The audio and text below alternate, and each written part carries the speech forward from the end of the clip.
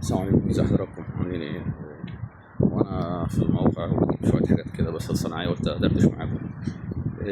لاحظت حاجه الفتره الاخيره، يعني طبيعه شغلي أو مش الفتره الاخيره، والله في خلال حياتي كلها. حته ان الانسان بيتعامل مع كل الطبقات اللي ممكن تتخيلوها واللي ما تتخيلوهاش.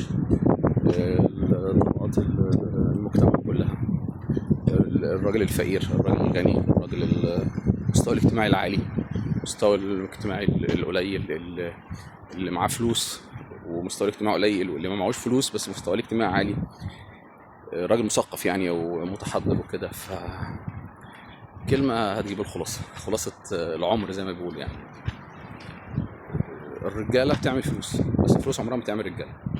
فممكن تكون إنسان غني جدا بتتعامل مع الناس بتعالي وبكبر، مش عاجبك الناس كلها، والناس كلها أقسم بالله ممكن تكون بتتكلم في ظهرك أكثر ما يكون، والناس تتمنى ضررك، تفرح لوقوعك.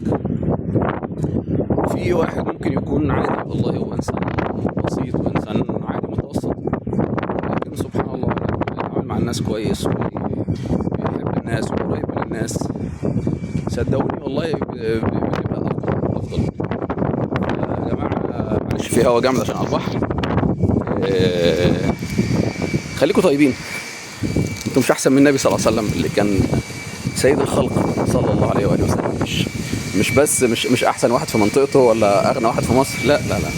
انتوا عارفين يعني ايه سيد الخلق؟